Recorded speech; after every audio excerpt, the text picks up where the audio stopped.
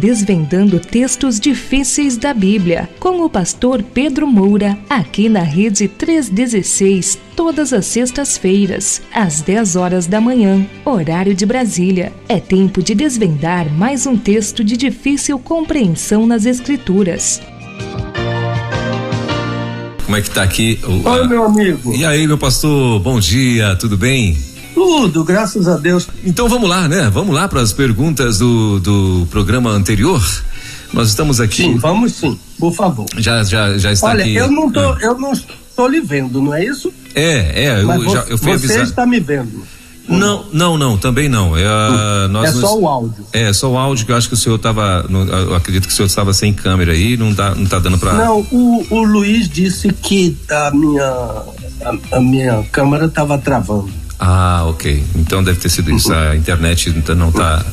Então, por conta disso. Não está com toda a potência. Então vai ser só o áudio mesmo, né? Hoje vai ser só o áudio. Então, infelizmente, nós não vamos poder publicar esse, acredito eu, né? Não sei se vai pro YouTube. Se bem que pro YouTube eles podem mandar normalmente, né? Assim, botar só a imagem ali da sua foto e a ministração. Mas em todos os podcasts e na rádio, daqui a 1 hora mais ou menos já vai estar por lá mais essa aula aqui com o nosso querido pastor Pedro Moura.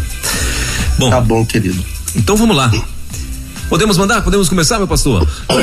Por favor, meu irmão. Então vamos lá. Pastor, o que o senhor faria se um líder na sua igreja dissesse que quando a igreja recebe o Espírito, não há quem a possa controlar? Uma pergunta meio parecida da semana passada, né? Ele acho que ele não entendeu bem a questão, ou então queria saber o que é que eu faria, né? Sim. Tá bom. Pastor, eu já tenho perguntado nesse programa e agradeço a atenção do senhor e do programa em me responder. Toda família é testemunha de Jeová? Não, ele está dizendo que toda a família, a família dele, não é? É testemunha de Jeová, não é? Ou não? Ele está dizendo assim, pelo menos aqui tá, toda a minha família, isso mesmo, toda a minha família é testemunha de Jeová, e eles não creem no Espírito. Eu sou crente novo, não muito novo, já tenho alguns anos, mas nem tudo eu sei responder. Como falar sobre a Trindade a uma pessoa do grupo de testemunhas de Jeová? Bom, sim. Muito boa. A outra é, pastor, o senhor crê nos dons do Espírito Santo? Eu tive a impressão que não, ao ouvir o senhor dizer que o falar em línguas não é evidência do batismo com o Espírito Santo. Eita, desafiadora a terceira aí, pastor, agora é contigo. Então vamos. Eis aí o abacaxi, pastor. Que a faca esteja afiada. Deixa eu. Amém. Ok. Então vamos lá para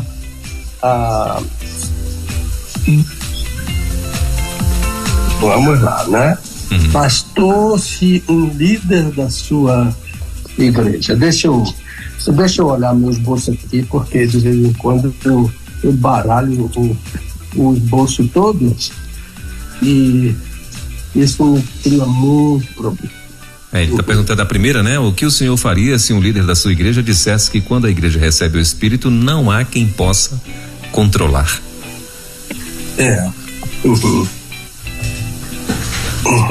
Perguntas. Só um momentinho, viu, Luiz? Ouviu, o Elber? Ok, tranquilo, pastor, tranquilo. Enquanto o senhor enquanto o senhor acha aí o que o senhor está procurando, deixa eu só dar um aviso aqui aos nossos ouvintes. Bom, o Desvendando, principalmente aqueles que estão chegando essa semana de novo, muita gente nova chegou aqui na rede, né? Então ainda não conhece o quadro, né? Então é o seguinte, toda sexta-feira nosso querido pastor, que é mestre e doutor, ele traz pra gente aqui o quadro Desvendando Textos Difíceis da Bíblia, onde pessoas fazem perguntas para ele, perguntas, claro, sobre versículos bíblicos ou passagens bíblicas, inclusive passagens bíblicas que de alguma forma aprenderam e hoje ouviu alguém pregando de uma forma diferente e trazendo talvez aí uma base para isso e tal. Então essas perguntas ou essas dúvidas a gente envia lá pro e-mail do nosso querido pastor Pedro Moura, que é o e-mail ministériopastorpedromoura@gmail.com. Ministério Pastor Pedro Moura @gmail.com, ok?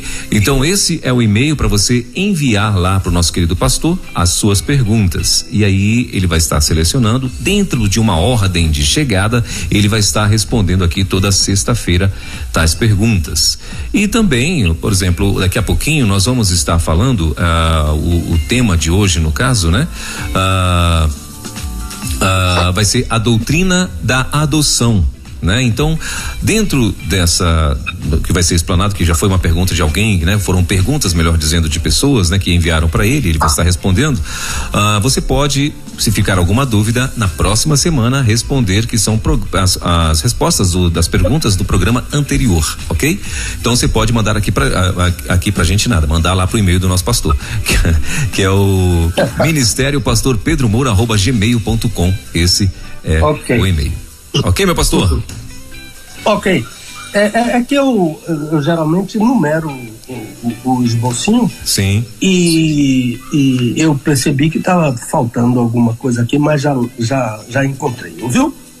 Então, a pergunta dele é o que eu faria se um líder na minha igreja dissesse que quando a igreja recebe o Espírito não há quem a possa controlar.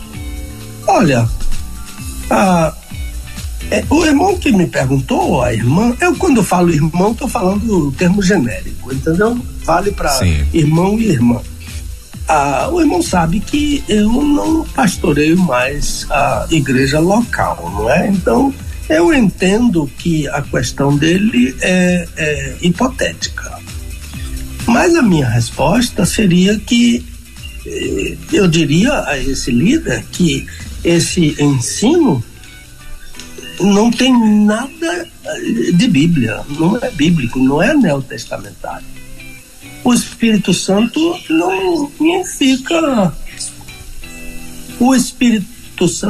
não fica visitando a igreja, saindo, entrando, voltando, saindo de novo. Este ensino é falso, não existe isso. O Espírito habita no crente desde a conversão. Eu estou lembrando de Atos capítulo 19, quando Paulo pergunta a um grupo de discípulos em Éfeso: recebestes o Espírito quando crestes? O que Paulo está ensinando aqui? Ele está ensinando que no momento em que o crente crê, pela fé em Jesus, o aceita como Salvador pessoal, o Espírito vem habitar com esse crente. Então, a ideia de quando a igreja recebe o Espírito é antibíblica, é herética. A gente precisa dizer assim, não é? Porque a igreja é composta de crentes que receberam o Espírito Santo dele e que creram em Jesus e o aceitaram como Senhor e Salvador. E o Espírito veio habitar, não é? Com essa pessoa. E lembre-se que quando o Senhor Jesus Cristo fala sobre essa vinda do Espírito Santo, ele refere a habitar permanentemente. O uso de um tempo verbal grego que não existe em outra língua, chamado aoristo. E então a ideia não é de que ele vem, sai, volta, torna a voltar, não. É a ideia de que ele vem uma vez para sempre habitar permanentemente com o crente. Então, além disso, uma outra ideia estranha desse fato de quando a igreja recebe o Espírito não há quem a possa controlar, a ação não há quem possa controlar a igreja. É triste isso, irmão. A ação do Espírito Santo na vida do crente não é para levar o crente ao descontrole, a ação do Espírito se opõe à ação do vinho. Lembre-se que está bem dentro do contexto, quando Paulo diz: não vos embriagueis com o vinho, mas enchei-vos do Espírito. Então, o vinho é que causa descontrole, o Espírito Santo não. A ação do Espírito Santo é oposta, não é? O próprio termo informa que no vinho há devassidão, há descontrole, há desequilíbrio, há excessos, etc. E a recomendação de Paulo é que, ao revés do vinho, o crente se deixe encher do Espírito Santo, né? A ação continuada, porque lembre-se que a semana passada falamos sobre o verbo imperativo presente, e isso estabelece que a ação é continuada, não é? A cada dia eu vou na minha luta para dar menos espaço à carne e mais espaço ao Espírito Santo. Portanto, descontrole, ações que fogem ao controle, ao equilíbrio, à sensatez, não são geradas pelo Espírito Santo. E se um crente não tem controle, procure ter, porque controle é fruto do Espírito. Lembre-se, Gálatas 5:22, o fruto do Espírito é amor. Esse fruto é singular, não é? Porque é como um cacho de uvas, né? Um cacho de uvas tem muitas uvas. Então, o fruto do Espírito não é frutos do Espírito, é o fruto do Espírito, o cacho, não é? Então, é composto de amor, alegria, paz, não quero errar, longanimidade, benignidade, bondade, fidelidade, mansidão, e o último é autodomínio. Perceberam? Que a ação do Espírito na vida do crente estabelece que o crente tenha domínio próprio, autocontrole.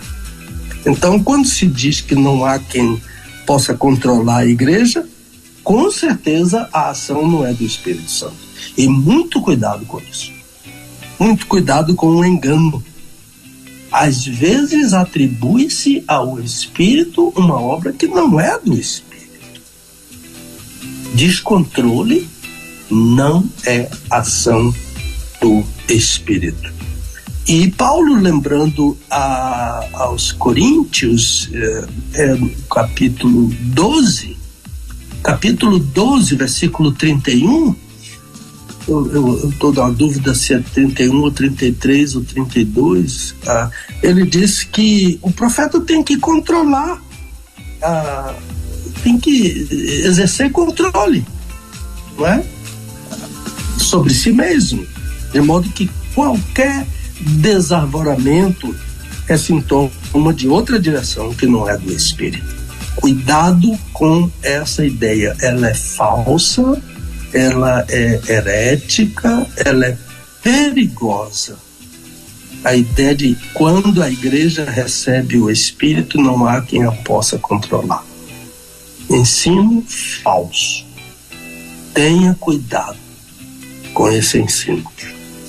Agora uma outra pessoa, são várias pessoas que estão perguntando. Ele está agradecendo que o programa tenha atendido as perguntas dele, então ele já fez mais de uma pergunta. Eu estou quase lembrando dessa ideia de um crente cuja família é composta de pessoas do grupo Testemunhas de Jeová. Olha, a gente respeita a escolha de qualquer pessoa, a fé que qualquer pessoa adota para si, pessoa livre, mas a gente não tem obrigação de concordar com o que cada um crê. Então, ele diz aqui que eles não creem no Espírito. E pergunta como falar sobre a Trindade a uma pessoa que não crê na Trindade, que não crê na Trindade. De fato, o grupo Testemunha de Jeová não crê na Trindade. Ele não é só dizer que ele não crê no Espírito. Ele não crê no Espírito, ele não crê no Filho e ele não crê no Pai. Eu vou explicar porque eles não creem no Pai. Então é uma tarefa difícil para um crente no meio de familiares que são testemunhas de Jeová. Mas ele precisa entender que a missão mais importante nessa luta dele é do próprio Espírito. E a missão desse irmão é testemunhar e orar e falar a um parente testemunha de Jeová, dar o seu testemunho como fala qualquer pessoa. Um problema que ele pode encontrar é que testemunhas de Jeová são pessoas adestradas, né? Treinadas, mas elas não são treinadas na palavra de Deus. Testemunhas de Jeová usam a Bíblia para defender suas doutrinas. De modo que, se o crente conhece a Bíblia, ele vai confrontar qualquer testemunha de Jeová sem dificuldade. Já tive várias vezes no Brasil, fora do Brasil, nos Estados Unidos, na Suíça, encontros com testemunhas de Jeová e eles não sabem a Bíblia. Eles não conhecem a Bíblia. Eles têm as doutrinas deles e eles buscam a Bíblia para suportar suas doutrinas, quando é o contrário. Então, a Bíblia, a doutrina é a doutrina bíblica. É o que a Bíblia ensina. A partir do texto bíblico, nós tiramos a doutrina. Nós não criamos uma doutrina e procuramos um texto bíblico que, em geral, está fora do seu contexto para suportar essa doutrina. Agora, eu preciso dizer a meu irmãozinho que esse confrontamento é do tipo que Paulo fala aos Efésios, a verdade em amor. Porque a finalidade é ganhar o irmão, não afugentá-lo, não espancá-lo, mas com cuidado mostrar o amor de Deus por ela em Cristo Jesus. Então, a partir daí, a máxima é: uma pessoa, para ser salva, precisa ouvir o Evangelho. Não há outra possibilidade. E através do Evangelho, o Espírito realiza a obra de convencimento do pecador. Lembre-se de Evangelho de João, capítulo 16, quando o Senhor Jesus disse: e quando ele, isto é, o Espírito Santo vier, convencerá o mundo do pecado, da justiça e do juízo. Do pecado, porque não crê em mim, portanto esse pecado é incredulidade. Da justiça, porque eu vou para meu Pai, então isso é testemunho, e vós não me vereis mais. E do juízo, porque o príncipe deste mundo já está julgado. Então o Espírito Santo está no mundo, convencendo o mundo. E as pessoas que estão no mundo, todas elas são alvo do trabalho do Espírito Santo. Não importa se creem ou se não creem, ele faz esse trabalho para o que crê e para o que não crê. Então, como crente, o irmão deve fazer sua parte, testemunhar do Evangelho. O Espírito vai usar o seu testemunho para convencer seus queridos. Então, o que esse texto de João capítulo 16 está dizendo é que o Espírito veio, porque ele já veio, ele está no mundo, não é? E ele é maior do que o outro Espírito, que é o príncipe das potestades, que é Satanás. Então ele veio, já veio, desde que o Senhor Jesus ascendeu aos céus, o Espírito veio para convencer. E a gente precisa saber que o convencimento dele é para todas as pessoas, né? E ele convence do pecado, que somos pecadores. E se uma pessoa não aceita a condição de pecador, não pode ser convencida pelo Espírito, não pode. Então há pessoas que se consideram, por exemplo, muito boas, sem pecado. Há outras pessoas que fazem obras com o intuito de conquistar a salvação. Essas pessoas estão, com todo o respeito que temos pela fé alheia, mas de acordo com a Bíblia, essas pessoas estão enganadas e precisam se deixar convencer pelo Espírito. Então, uma pessoa que está num caminho diferente desse, se busca a verdade, ela deve abrir o coração para Deus, numa oração sincera, e dizer: Senhor, eu quero conhecer a verdade. Será que esse caminho que eu estou seguindo, que eu penso que eu sou bom, que eu não preciso de salvação, ou esse caminho que eu estou seguindo, fazendo boas obras para eu mesmo conquistar a minha salvação? Uma oração bem sincera, com certeza que Deus vai lhe responder. Então, o pecado aqui é o de não crer. Então, é o pecado da incredulidade. Então, Jesus diz que o Espírito convence do pecado, porque não crê. Então, o pecado é da incredulidade. Lembro-me do nosso velho hino tão amado. Foi na cruz onde um dia eu vi meu pecado, quer dizer, minha incredulidade, castigado em Jesus. Então Jesus levou esse pecado. E o Espírito quer me convencer disso. O Espírito quer me convencer que eu sou um pecador. E não é muito fácil convencer uma pessoa de que ela está errada. Às vezes é problema. E a pessoa fica no seu erro, quando não se deixa convencer. Mas o Espírito convence também da justiça, não é? Por quê? Por que o Espírito precisa me convencer da justiça? Da justiça de quem? O Espírito precisa me convencer da justiça de Jesus. E olha o que Jesus diz: da justiça, porque vou para o Pai e não me vereis mais. Então, quem é que dá testemunho da justiça de Jesus? Quem é que diz: ele foi para a cruz, mas ele era justo? Quem é que confronta a lei no sentido de que maldito, não é confrontar a lei. Quem é que responde diante da lei?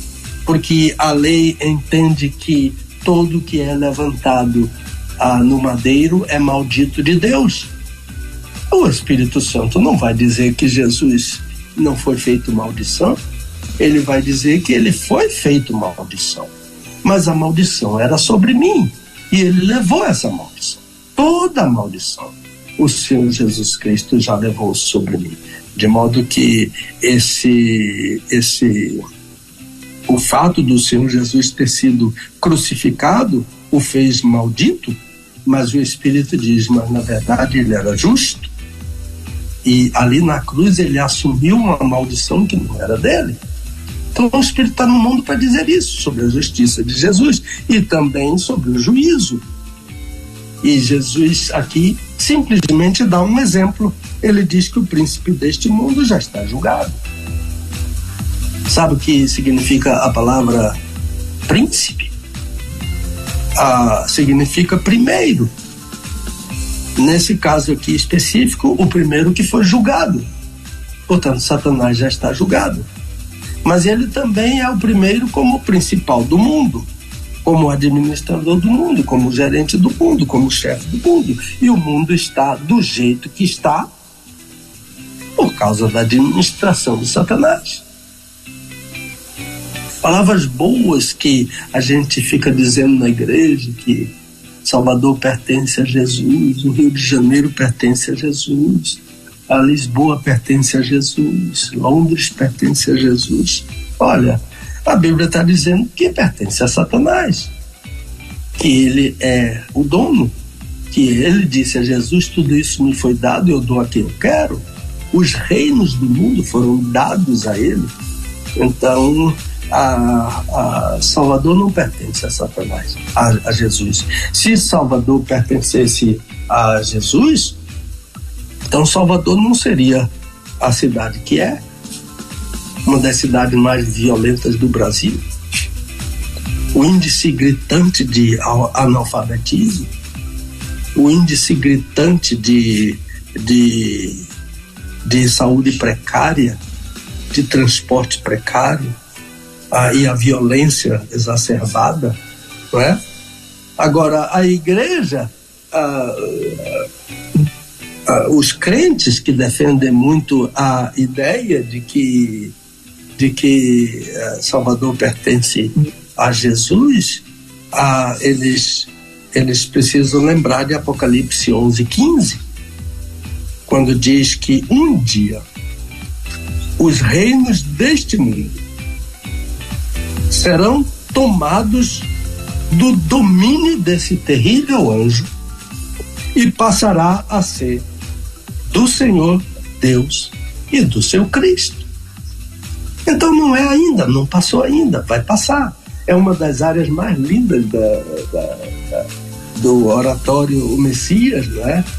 Aquela área da Aleluia, né?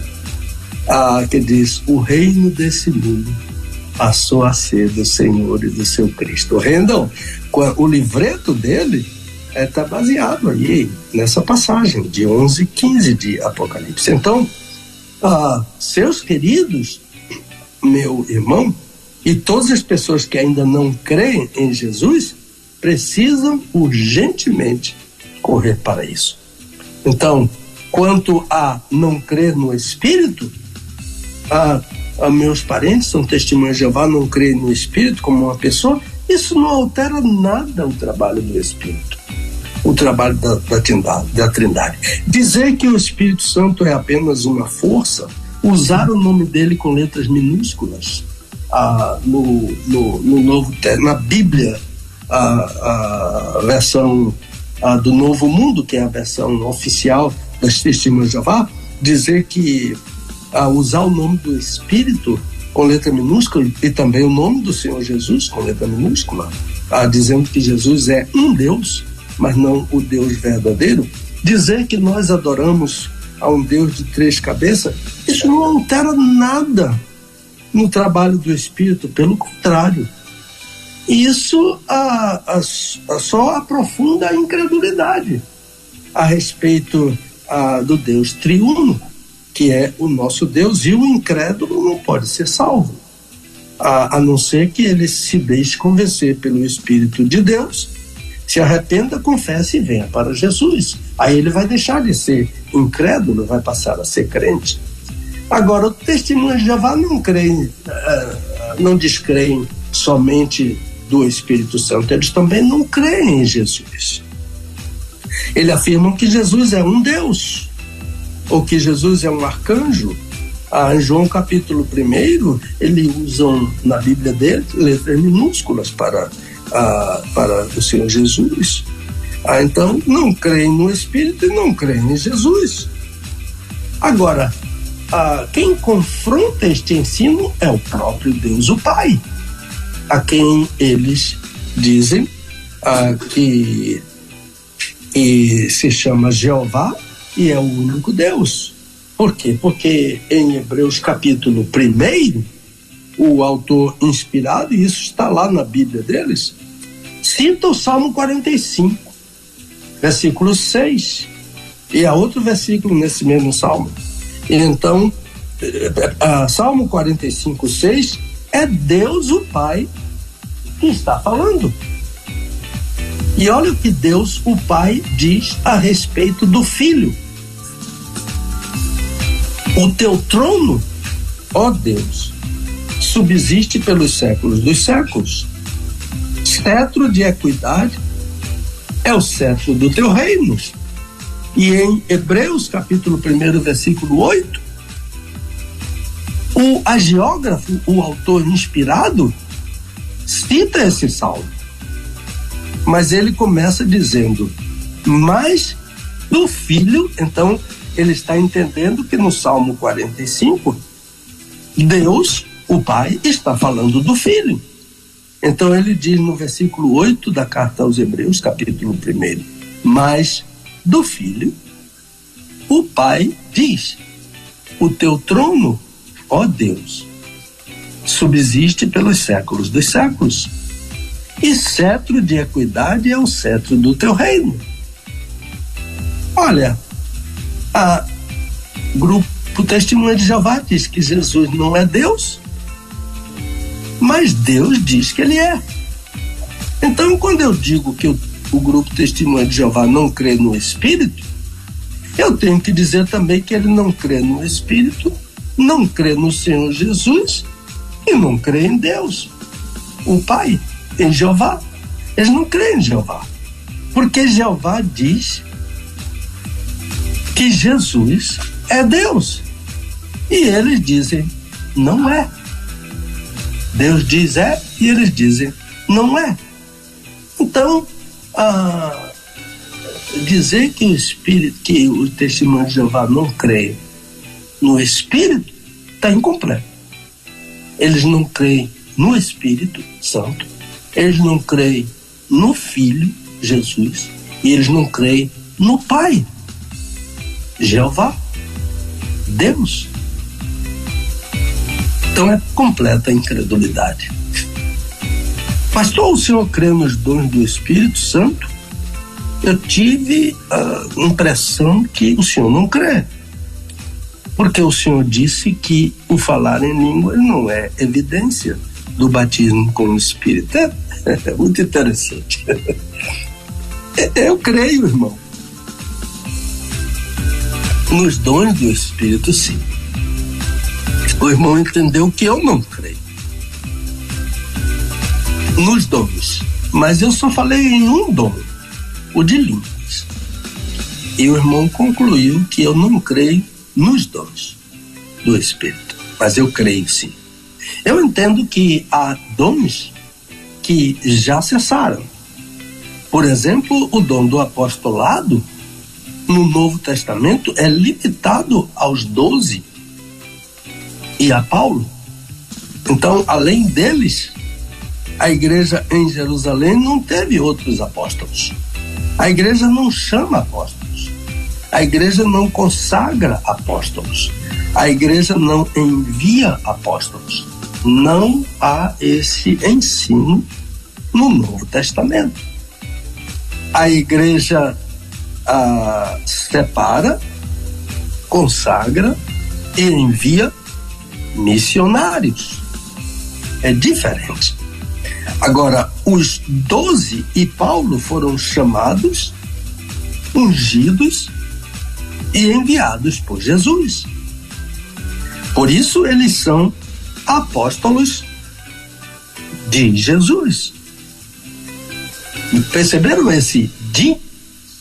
Esse de é o caso genitivo do Novo Testamento, da língua grega, né? Que fala doulos Christou Iesu, doulos Christou Iesu. Isso é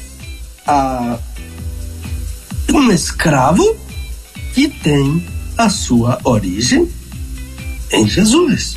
Doulos Christou Iesu. Então, nesse texto, por exemplo, em Efésios capítulo 1, Paulo se apresenta como apóstolo e ao mesmo tempo como escravo.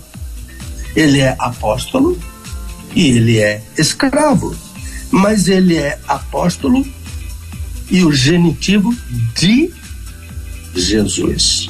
Ele tem origem, ele pertence, o caso genitivo de Jesus é de origem, pertence ao Senhor Jesus.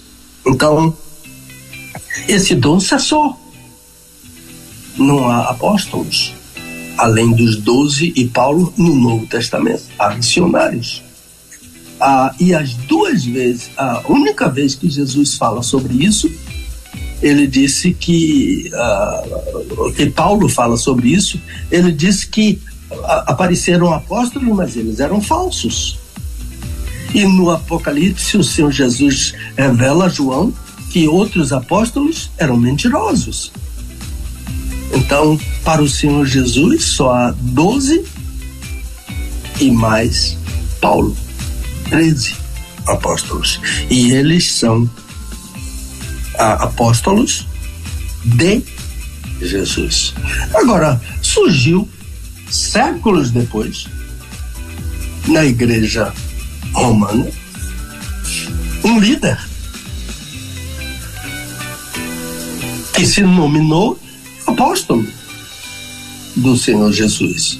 De modo que a ideia de apóstolos hoje não passa de uma imitação dessa igreja que tem um líder e fala ex cátedra, quer dizer, infalível.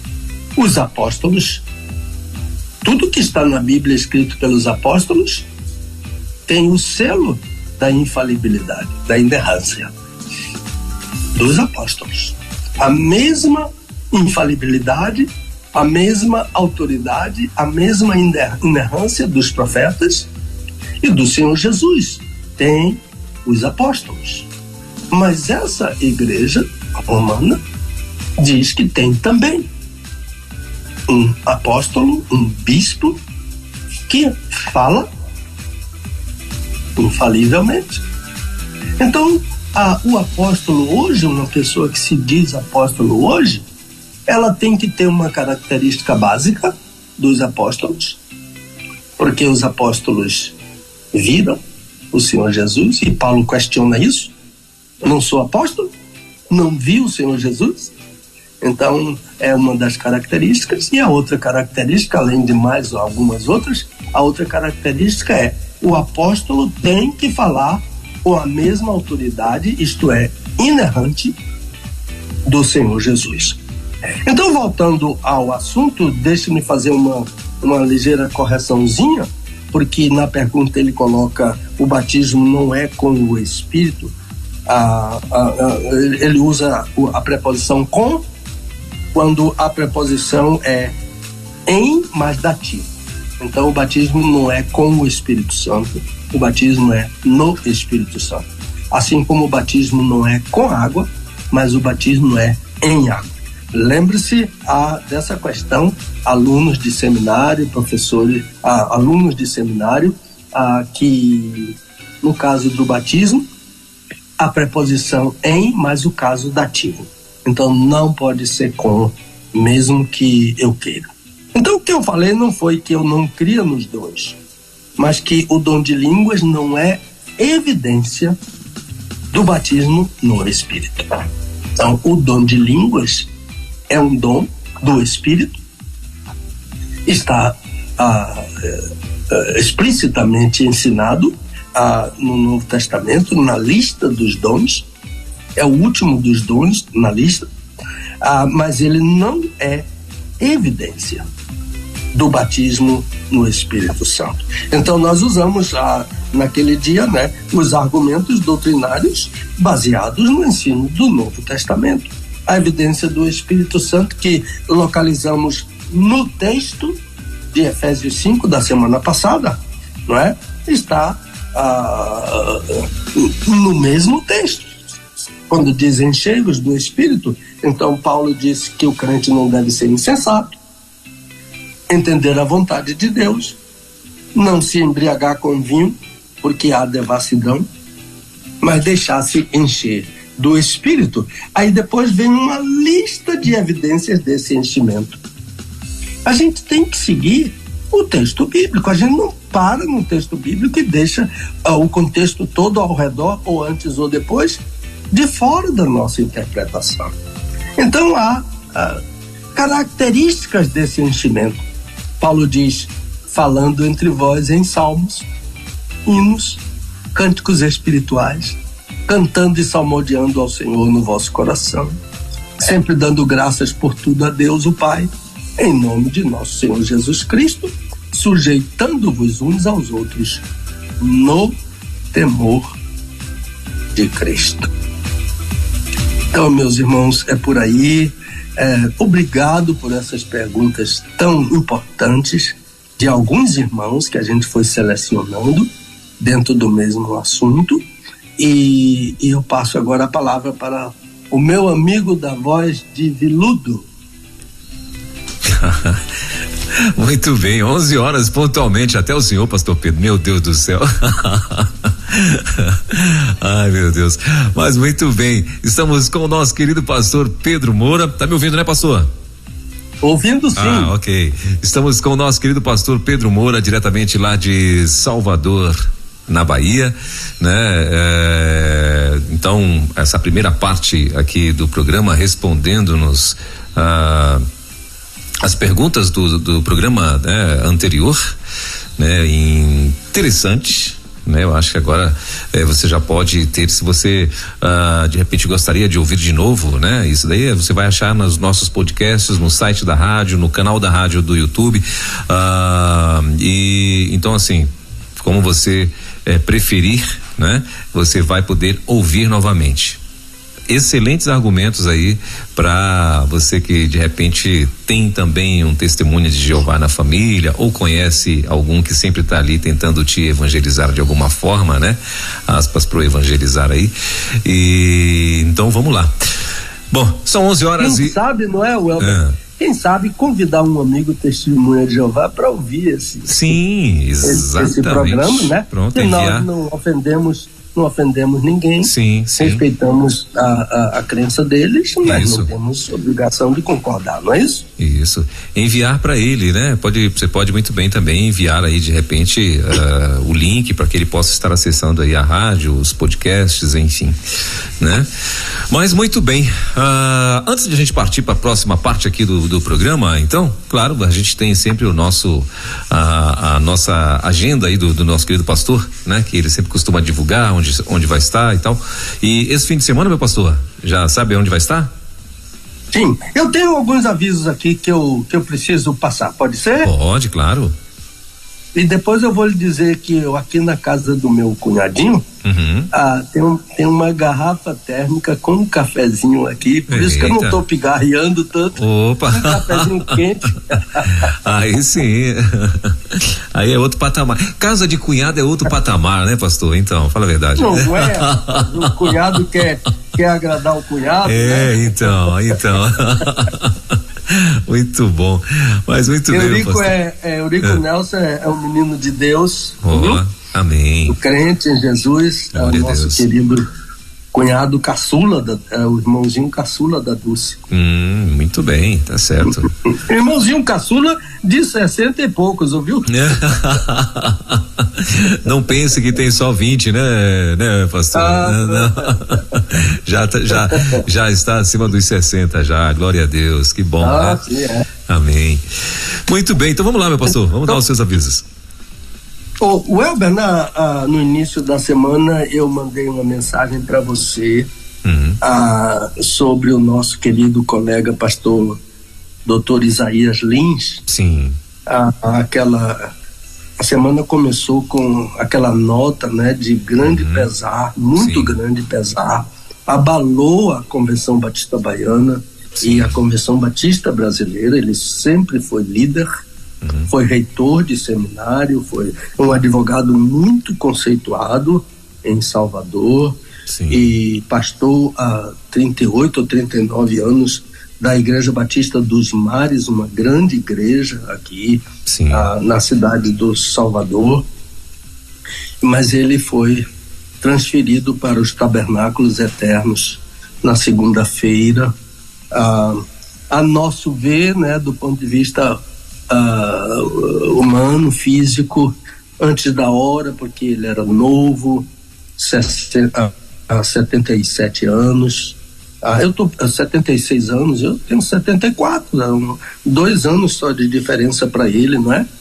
estivemos, o Elber, no sepultamento dele, e eu preciso dizer que uma multidão de irmãos de todas as igrejas queriam homenagear aquele servo do Senhor, né? Emprestar solidariedade à esposa e a toda a família e à Igreja Batista dos Mares, né? Muito pranto, muita saudade daqueles irmãos, comoveu muito o nosso coração, e eu quero enviar para a irmã Enilda, que também é advogada. Eles trabalhavam juntos no mesmo escritório, 2 grandes advogados aqui na cidade do Salvador, e lembrar para a nossa irmã Enilda aquilo que ela já sabe, não é?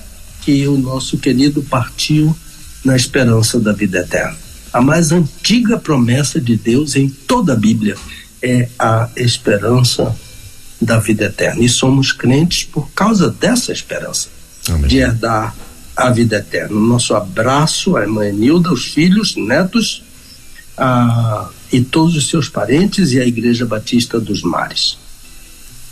Agora, eu quero fazer uma saudação a um amigão, né, que não perde esse programa, é o irmão Bebeto. Na verdade, o nome dele é Carlos Geraldo. Agora, por que esse apelido Bebeto, eu não sei. Ele é diácono da Igreja Batista Sião. Vai ver que é bom de bola, pastor. Vai ver que é bom de bola. Vai ver que é bom de bola. E a homenagem ao Bebeto aí, ao grande Bebeto, né? Da seleção, do meu amigo, da seleção, do meu Mengão que tá virando Menguinho. Agora, rapaz, saia desse Menguinho, rapaz. Vá pra Cruz de Malta. Pois é.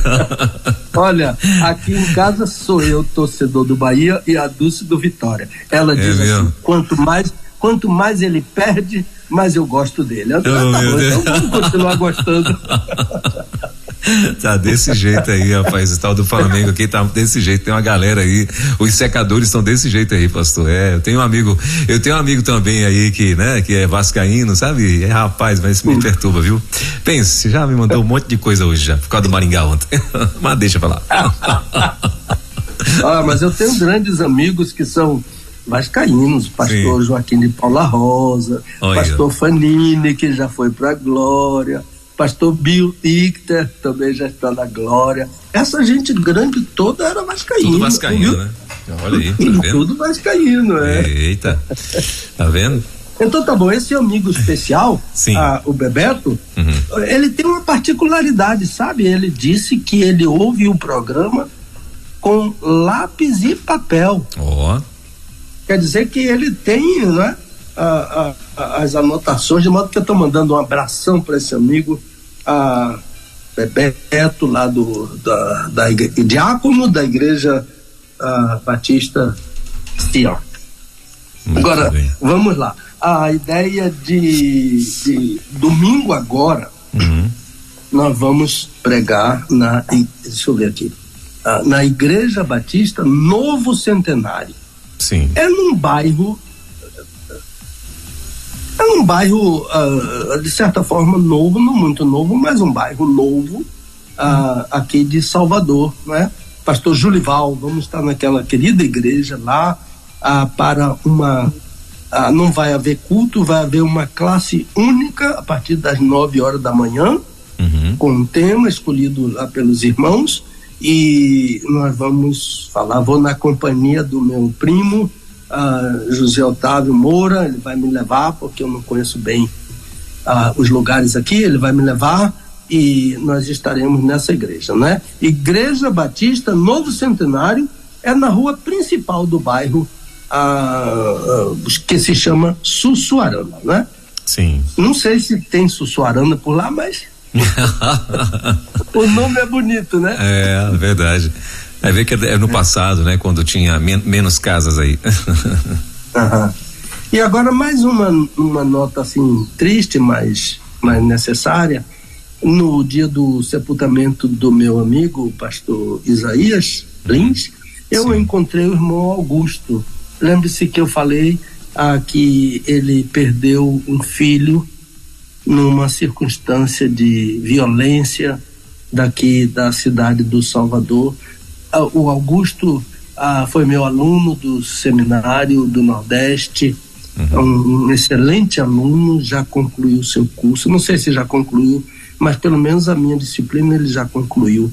E então ele é membro de lá da Igreja Batista, eu acho que é Nova Canaã, e eu o encontrei, eu e a Dulce o abraçamos juntos e deixamos uma palavra de conforto para o coração do Augusto, não é? Essa Salvador está no topo da violência, né? Do Brasil, uma das cidades mais violentas do Brasil. Meu Deus. E nós pedimos aos irmãos que orem por Salvador e orem também por nosso país, que a cada dia a gente se surpreende com tanta violência, né? Então é por aqui, é por aí, meu irmão, são as nossas notinhas de avisos e propaganda para o conhecimento dos nossos irmãos. E lembrando mais uma vez, né, que provavelmente em junho será lançado o primeiro volume do livro Desvendando Textos Difíceis da Bíblia, com o pastor Pedro Moura, né, que já está aí passando por revisões, né? E então em junho vai ser o lançamento aí desse livro, que já para algumas pessoas é bastante esperado, que é muito bacana quando você tem uma fonte em casa, né, assim, para estar ali consultando e sendo abençoado. Então se prepare, porque se organize para você até mesmo dar de presente, né, para alguém. Então, Desvendando Textos Difíceis da Bíblia, em breve, em junho, né, vai estar aí sendo lançado, com certeza, aqui na rede também, né? E o livro A Ceia do Senhor ainda tem, né, pastor? Ainda tem o livro A Ceia do Senhor. Sim, temos. Isso, então você pode também adquirir ou na loja virtual do pastor Pedro Moura, ou na loja virtual, ou através do e-mail dele, né? No Ministério Pastor Pedro Moura @gmail.com. Você pode também fazer o teu pedido. As pessoas estão preferindo o e-mail, entendeu? E a gente manda, 2-3 dias chega, a gente manda com registro e as pessoas que compram quantidade, a gente manda também. Opa, ouviu? Maravilha. Então, além da oração da Ceia do Senhor, nós ainda temos a oração do Pai Nosso, temos o livro da profecia de Abacuque, e temos o livro de Judas, irmão do Senhor Jesus. Os outros estão esgotados, mas com fé em Deus nós vamos, depois que nós passarmos esse período de tanta luta para sair livro, etc e tal, no segundo semestre, se Deus quiser, vamos trazer principalmente o Manual do Autor do Casamento. Esse é muito pedido e a gente está sem poder atender, mas com fé em Deus vamos fazer nova impressão para atender a demanda desse nosso livro, o Manual do Autor do Casamento. Muito bem. E é isso. Então, visite, né? Aproveita e visite lá a loja do pastor Pedro Moura. Eu tenho certeza que terão alguns títulos lá que você pode gostar, né? Inclusive tem um CD também, o CD Canta Sã Doutrina, gravado aí pelo pastor Pedro Moura e família, né? É uma família de músicos aí, e um CD de belíssima qualidade e bom demais, bom de você ter, tá em casa sendo abençoado também por cânticos. Afinal de contas, na semana passada aprendemos que ser cheio do Espírito Santo é você estar sempre buscando, né? Ali está sempre em contato com algo inspirado por Deus, não é isso, meu pastor? Cânticos, né? Cânticos, salmos, né? Cânticos e salmos e por aí vai, né? Então, uma ótima oportunidade. Bom, vamos lá. Vamos para o nosso nosso assunto de hoje, meu pastor. Vamos sim, por favor. Ok. Bom, então hoje o tema do programa hoje, né?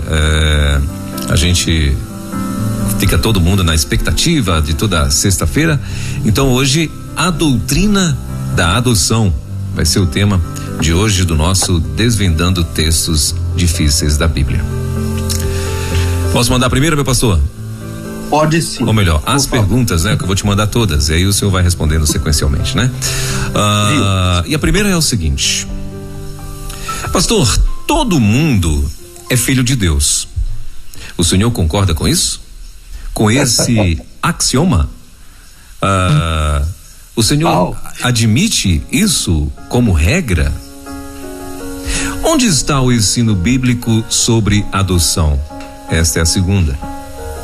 A terceira pergunta: qual é a situação daquelas pessoas que não creem em Jesus? Não são adotadas? A quarta: como saber que fomos adotados? Há evidências? Quais são essas evidências?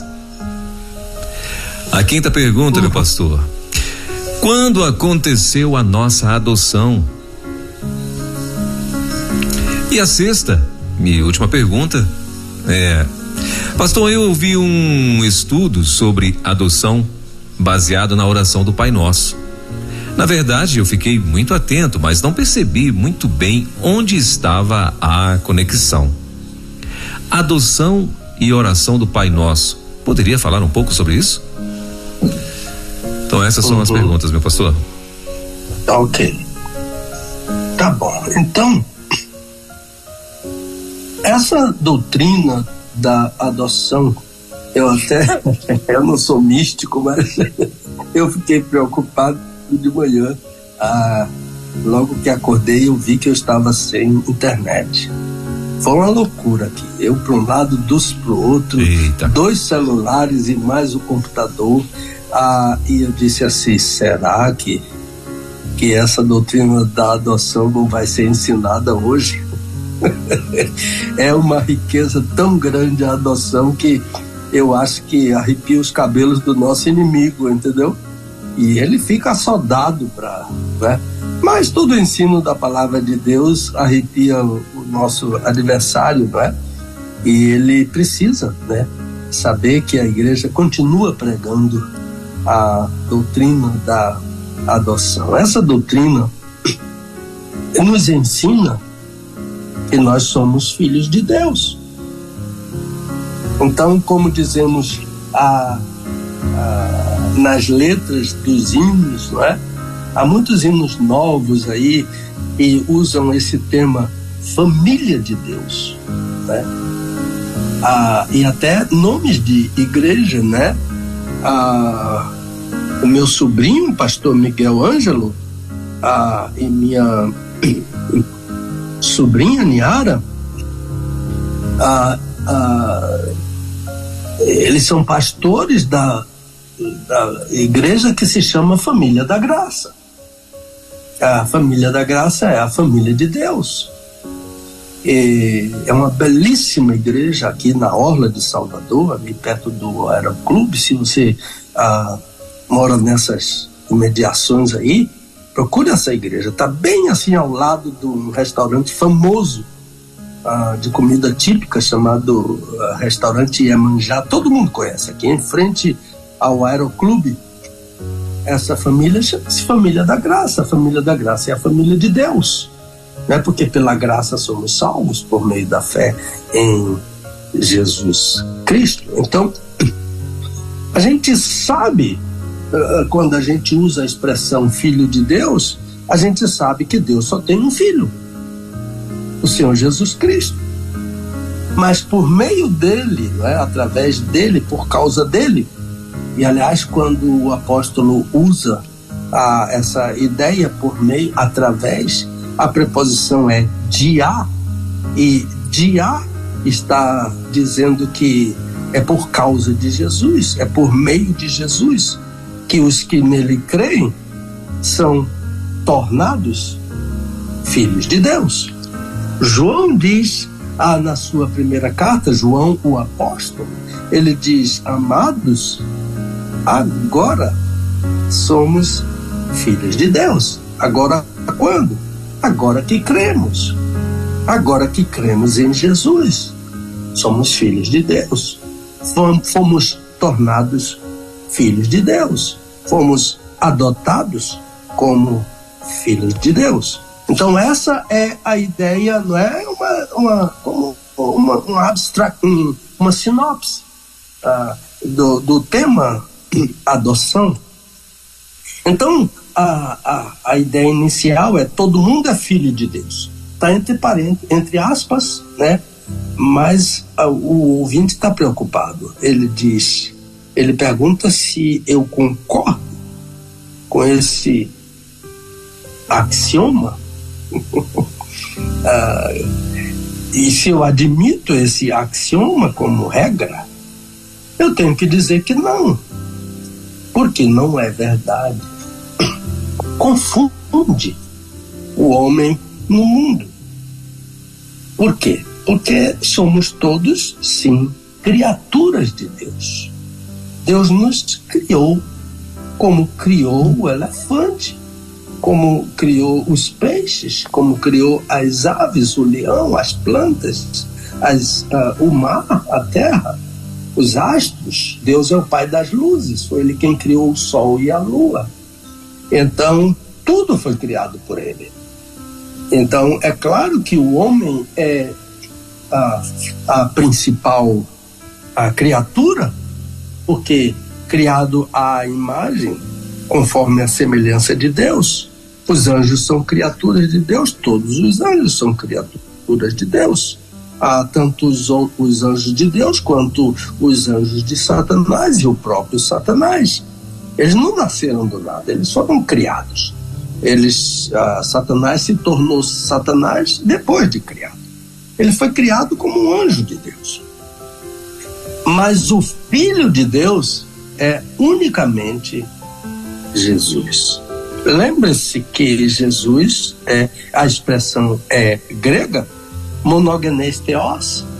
Monogenes theos, monos é único, e genos é gerado, de modo que eu tenho que dar alguma coisa da crítica textual, sucintamente, não é? Existe uma leitura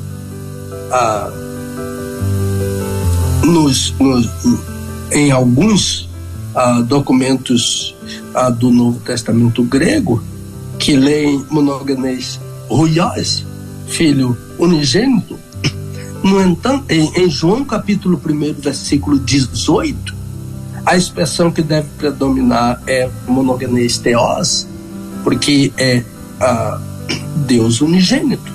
E essa expressão monogenes theos, em vez de monogenes huios, as duas são bíblicas, mas em João capítulo 1, versículo 18, a expressão que deve prevalecer é monogenes theos, Deus unigênito. E essa expressão foi muito fortalecida com o aparecimento de um papiro, o papiro de número 66 e depois o papiro de número 75, fortaleceram muito a ideia de que Jesus é monogenes theos, e essa expressão é que deve prevalecer, porque ela é que está no original do apóstolo. Então, seria monogenes theos, o único da espécie, o único gerado. Lembre-se que Jesus é as duas coisas, monogenes theos, o Deus unigênito, porque ele é Deus, e ele também é monogenes huios, o filho unigênito, porque ele é filho unigênito. Para lembrar, por exemplo, de Lucas 2:7, que Jesus é filho primogênito de Maria, mas Jesus é filho unigênito de Deus. Em João capítulo 1, versículo 18, também 3:16, não é? Deus enviou seu filho, Deus amou o mundo de tal maneira que enviou seu filho unigênito. Então Deus só tem esse filho unigênito, o sentido pleno do termo, né? Aliás, a gente poderia citar, por exemplo, Romanos 8:3, quando Paulo usa uma expressão que bate exatamente nessa ideia de que Deus só tem um filho, porque ele usa em Romanos 8:13 a expressão próprio filho. Deus enviou seu próprio filho. Ninguém é próprio filho de Deus, só Jesus. Então é isso aqui a título de introdução, porque a gente vai responder essa pergunta na sequência. Então a segunda questão é: onde está o ensino bíblico sobre adoção? Você pode dizer, mas pastor, o senhor não respondeu a pergunta. Eu vou responder agora na sequência. Onde está o ensino bíblico sobre adoção? Em muitos textos da Bíblia. Poderia citar muitos. Por exemplo, 1 João 3, versículo 2: amados, agora somos filhos de Deus, e tem adoção. E o texto que foi usado pelo ouvinte, a João capítulo 1, versículo 12: mas a todos quantos o receberam, isto é, receberam a Jesus, isto é, aos que creem no seu nome, isto é, creem no nome de Jesus, deu-lhes o poder. Isso é o Senhor Jesus, né? É quem está repartindo essa filiação conosco. Deu-lhes o poder de se tornarem filhos de Deus. Então não éramos antes. Fomos tornados filhos de Deus. Se tornaram. Não éramos antes. Éramos criaturas. Assim como continuam sendo criaturas aqueles que não creem no nome do Filho de Deus. Efésios capítulo 1, versículo 5, há uma das explicações para a doutrina da predestinação. Aliás, Weber, um amigo aí de Brasília me mandou uma mensagem ontem à noite, é o meu amigo Pelópidas, da Memorial Batista de Brasília. Ele, a Gleides, e a família deles, a filhinha deles, ele me mandou uma pergunta assim sobre a ligação que existe entre a doutrina da predestinação e da adoção, e muito oportuna a ideia dele e pertinente, não é? Paulo, por exemplo, em Efésios capítulo 1, versículo 5, aborda a ideia de que Deus nos predestinou para sermos filhos de adoção por Cristo, isto é, através, por causa de Cristo. Então a colocação do amigo Pelo é oportuníssima, não é? E aqui está uma resposta para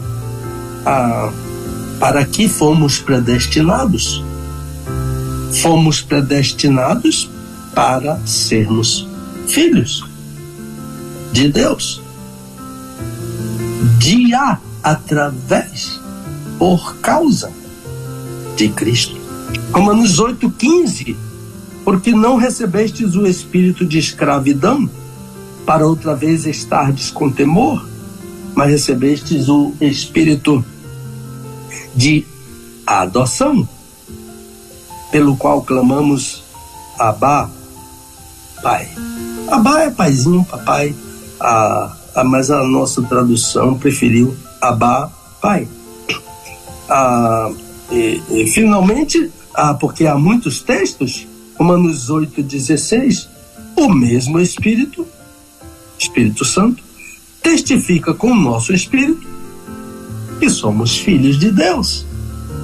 Somos filhos de Deus. Aqueles que creem. A base é João 1:12.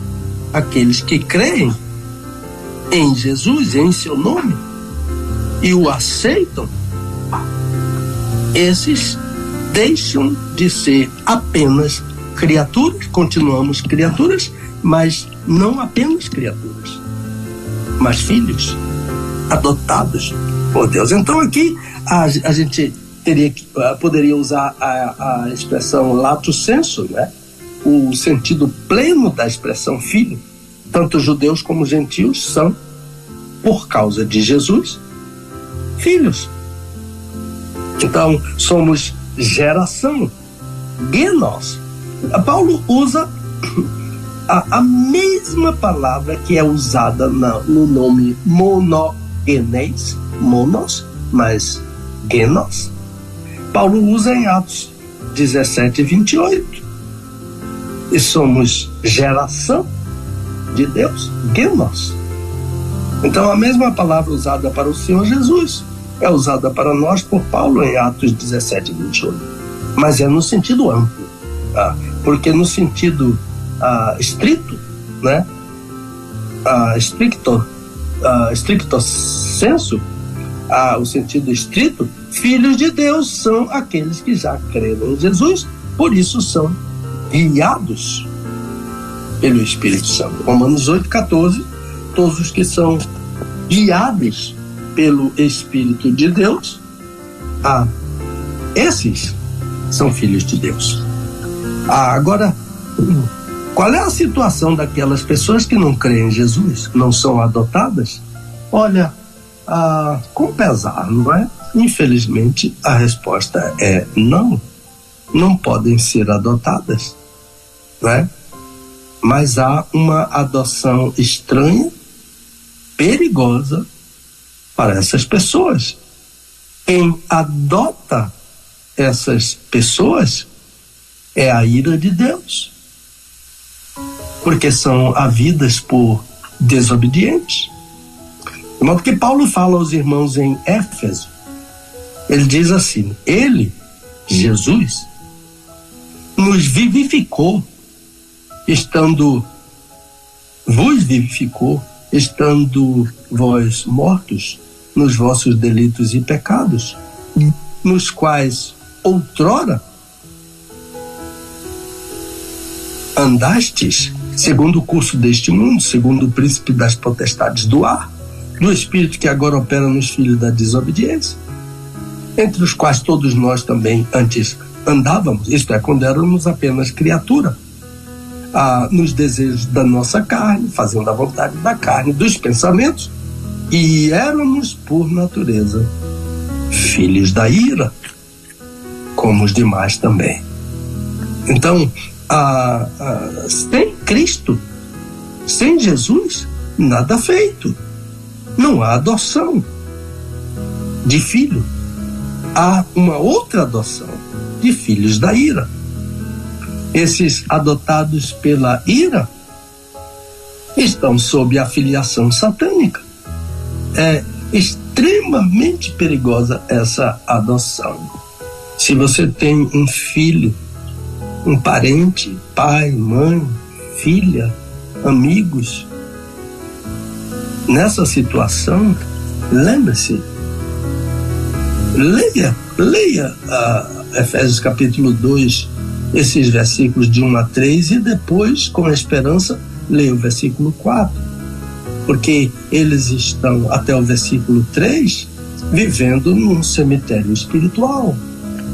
Estão vivendo segundo o curso do mundo, vivendo segundo o curso de Satanás, vivendo segundo a satisfação da carne, vivendo segundo a satisfação dos pensamentos. Qual é o resultado disso? Filhos da ira, adotados pela ira de Deus. De modo que as expressões segundo o curso deste mundo, segundo o príncipe das potestades do ar, são terríveis, porque o mundo aqui é o sistema, já falei sobre isso, né? Aquelas 3 palavras gregas para mundo, o sistema aion e o sistema cosmos, né? Esses 2 sistemas estão associados ao ódio contra a sua família, ao ódio contra a igreja, uma associação fatal, né? Além disso, o apóstolo informa que o líder de tudo isso, dessas potestades, o chefe dos demônios, é Satanás. Então, é extremamente perigosa a situação da pessoa que está sob a ira e não sob a adoção, né? Como uma pessoa com morte cerebral, sem qualquer esperança, né? Em um leito de UTI, né? Se essa pessoa está vivendo segundo o curso desse mundo, segundo o príncipe das potestades do ar, ela não foi adotada. Versículo 4, a pergunta 4: como saber que fomos adotados? Testemunho do Espírito. O Espírito testifica, diz Paulo. Essa é uma das evidências, é o testemunho do Espírito. Ele testifica com o nosso espírito que somos adotados, que somos filhos de Deus. Mas a encarnação do Senhor Jesus também, né? Lembre-se de Gálatas 4:4, na plenitude dos tempos, naquela hora da gravidez de Maria, né? Paulo diz: vindo à plenitude dos tempos, Deus enviou seu filho, nascido de mulher, nascido segundo a lei, nascido de mulher, Maria, nascido segundo a lei, para que nós recebêssemos a adoção de filhos. Olha, mais do que a evidência, né? Há muitas outras, mas essa evidência, o testemunho do Espírito e a encarnação. Para que Jesus encarnou? Você pode dizer: para que eu recebesse a adoção de filho, para que eu deixasse de ser criatura, apenas criatura, e passasse a ser filho de Deus, através, por causa da adoção de Jesus Cristo. E finalmente, quando aconteceu a nossa adoção? O começo da adoção é a fé. A fé. O começo de tudo é a fé. A adoção depende totalmente do Senhor Jesus. E pela fé em Jesus somos adotados. Somos integrados na família de Deus. Eu vou ler para vocês aqui Gálatas 3:23 a 26. Mas observe que tem dois advérbios nesse texto. Um é o advérbio antes, e outro é o advérbio depois. Se você tiver uma Bíblia aí, estiver com um lápis, Gálatas 3:23 a 26, marque esses dois advérbios, porque eles são fundamentais para o entendimento dessa adoção. Veja bem: antes que viesse a fé. Observe que o início de tudo é a fé. Antes que viesse a fé, estávamos guardados debaixo da lei, encerrados para aquela fé que se havia de revelar. De modo que a lei se tornou nosso aió para nos conduzir a Cristo, a fim de que, pela fé, fôssemos justificados. Mas depois, marque o advérbio depois que veio a fé, não estamos debaixo de aio, pois todos sois filhos de Deus pela fé em Cristo Jesus. Então, antes da fé, depois da fé. Antes da fé em Jesus Cristo, fé aqui como um evento, né, que se estabeleceu em nossa história. Nós, antes dessa fé, nós dependíamos de um aio, isto é, de um professor, porque a palavra aio em grego é pedagogos, um tutor, um professor, para acompanhar a meus passos. A lei era esse tutor que me fiscalizava. Agora, me condenava, me fiscalizava e me condenava. Agora, depois da fé, isto é, com a vinda do Senhor Jesus, a lei perdeu essa função. Então, esse advérbio depois, ele indica uma demissão, né? A fé foi demitida, a lei foi demitida. Depois de Cristo, a lei foi demitida. Como aio, como instrutor, como tutor, não estamos mais debaixo de aio, diz Paulo, o apóstolo aos Gálatas. Então, pela fé em Jesus Cristo, nos tornamos filhos de Deus. Então, quando aconteceu essa adoção, quando o Senhor Jesus se tornou o nosso mestre, o nosso tutor. Lembre-se que os discípulos em Antioquia foram chamados cristãos. Por quê? Por causa da fé no Cristo. Nós somos cristãos por causa da fé em Jesus Cristo. Então, há grupos chamados cristãos, mas na verdade não creem unicamente em Jesus. Alguns dividem essa fé com a lei, então Jesus não é suficiente, tem que ser Jesus e a lei. Outros dividem essa fé com ídolos, né? O Senhor Jesus e os ídolos. Então adoram a Jesus e adoram aos ídolos, adoram a Deus e adoram aos ídolos. Então isso é paganismo. Os judeus em Cristo, ou os judeus sem Cristo, continuam sob o aio, sob a tutela da lei. Para esses, a fé em Jesus Cristo não veio ainda, está antes, como evento definitivo, ou portanto não tem adoção, tem direitos legais, né? Direitos legais apenas, mas não tem direitos de adoção de filhos. Então, repetindo o versículo, antes que viesse a fé em Jesus Cristo, tínhamos um tutor para nos vigiar, para nos condenar. Mas depois da fé, temos um Salvador,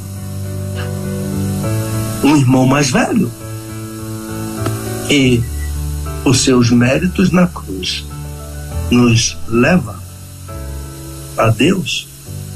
Então, antes a lei, depois a lei é demitida e estamos sob a adoção de filhos pela fé em Cristo Jesus. Finalmente, pastor, eu vi um estudo sobre adoção baseado na oração do Pai Nosso, mas ele não conseguiu captar a conexão. A conexão, assim, adoção e oração do Pai Nosso. Olha, esse estudo que você ouviu foi muito apropriado. Usar a oração modelo, a oração do Pai Nosso. A gente tem que fugir do reducionismo, que a oração do Pai Nosso é simplesmente para decoração e repetição, ou para reza. Isso é reduzir a importância dessa oração. A oração do Pai Nosso precisa ser conhecida não somente pela repetição e a recitação, cânticos de hinos, e é muito importante a recitação da oração do Pai Nosso, é muito importante letras de hinos sobre a oração do Pai Nosso, mas o Senhor Jesus Cristo ensinou e precisamos conhecer o conteúdo da oração do Pai Nosso. E olhando para o primeiro conteúdo da oração do Pai Nosso, a gente encontra a adoção. Qual é a primeira palavra da oração do Pai Nosso? Pai. Jesus nos deu o direito de chamar seu Pai de nosso Pai. Então Jesus diz: quando você orar, diga Pai. É a adoção. A oração do Pai Nosso nos ensina a adoção amplamente. Pai. Ele é Pai do Senhor Jesus, mas Jesus permite que ele seja nosso Pai. E por isso podemos orar: Pai Nosso que está nos céus.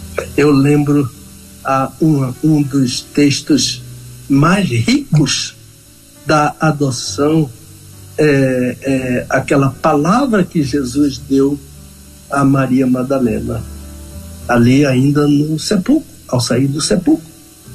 Ele disse: Maria, não toque em mim, porque eu ainda não subi para meu Pai e vosso Pai, meu Deus e vosso Deus. E coisa, isso é adoção no mais amplo sentido do termo, lato sensu. Jesus disse a Madalena: meu Pai é vosso Pai, meu Deus é vosso Deus. A oração do Pai Nosso fala de forma eloquente da adoção de Deus pela fé em Jesus Cristo. Essa é a doutrina neotestamentária da adoção pela fé em Jesus Cristo. A palavra é sua, meu irmãozinho.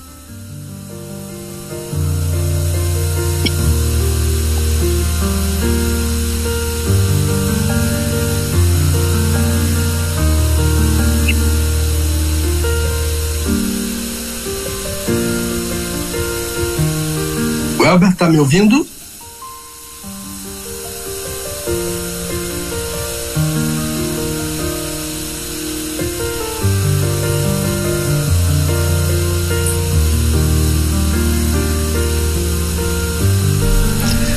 São 11 horas. Aqui. Opa. Diga, pode dizer.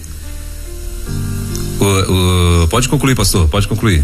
Não, era só esperando você entrar mesmo. Ok.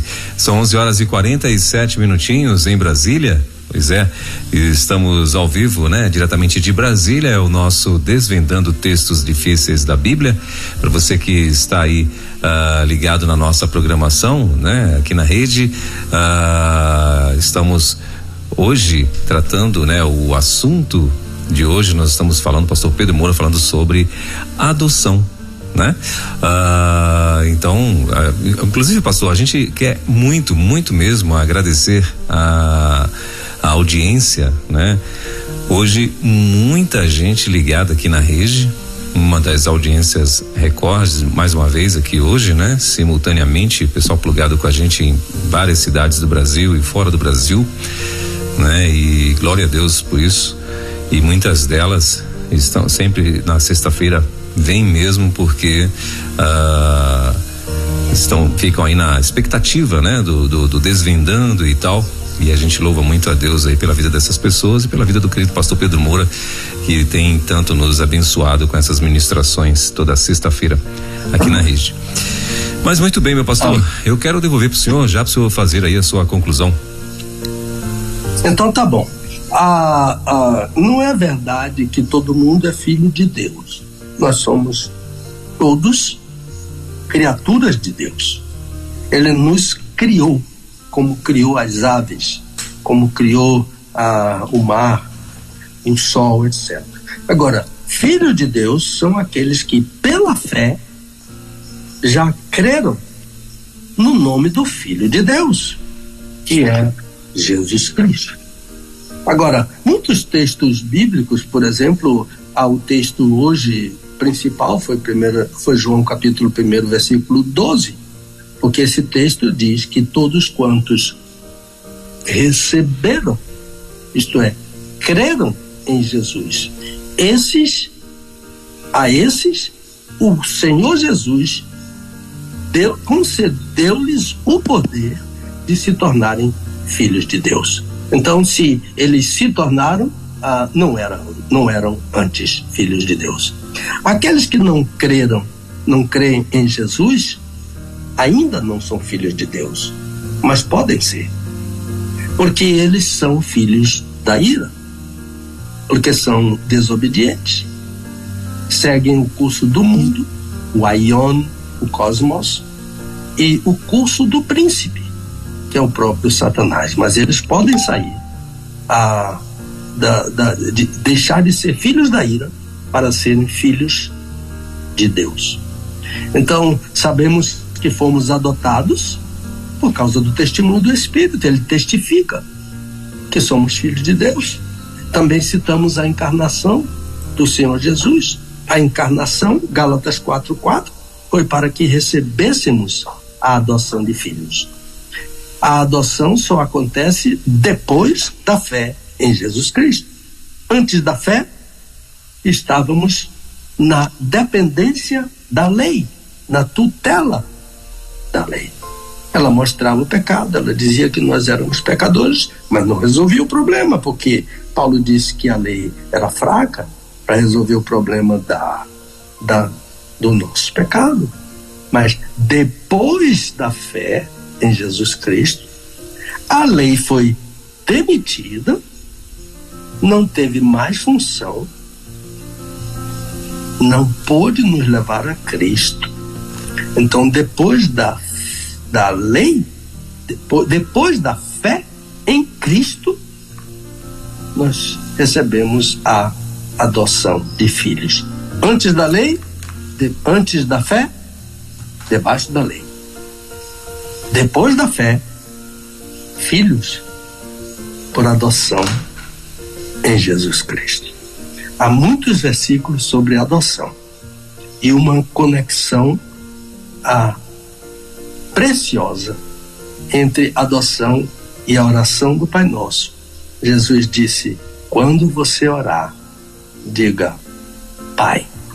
E ele disse a Maria Madalena: eu subo para meu Pai e vosso Pai, meu Deus e vosso Deus.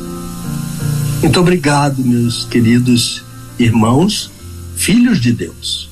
E um convite para aquele meu amigo que ainda não tem certeza disso: busque a Jesus. Pela fé, aceite a Cristo. Se você está em uma outra doutrina, e agora você você ouviu essa mensagem, eu sugiro que você faça uma oração muito sincera, oração de uma criança, dirigida ao Pai. Diga: Senhor meu Deus, mostra-me qual é o verdadeiro caminho para eu me tornar teu filho. Eu estou orando em nome de Jesus. Amém. Obrigado, meu irmão. Passo a palavra para você. Ok. 7 minutos, faltando para o meio-dia em Brasília. Esse foi o nosso Desvendando Textos Difíceis da Bíblia. Hoje, pastor Pedro Moura trazendo-nos mais uma rica aula, né? E o tema de hoje, como você ouviu, a doutrina da adoção. Bom, meu pastor, antes da gente encerrar, quer reforçar aí o convite para o fim de semana? Sim, e fazer um pedido também. Sim, por favor. Essa semana passamos um susto muito grande em nossa família. O meu sobrinho, Leônidas, sim, ele começou a sentir uma dor na cabeça que não parava nem com morfina. Meu Deus. E ele estava no interior, uma cidade pequena chamada São Felipe. E ele foi transferido para um hospital em Santo Antônio de Jesus, um hospital maior, uma cidade maior. Mas mesmo assim ele não pôde ficar lá. Ele foi transferido para Salvador em uma UTI móvel. E segundo os médicos, não fora a intervenção de Deus, ele teria ficado cego ou paralítico para sempre. Ele teve um tumor na cabeça e esse tumor é que gerou tudo isso. Léo é meu sobrinho.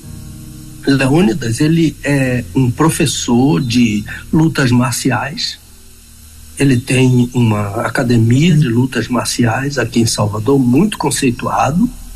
É um homem que parece um touro de forte. Uhum.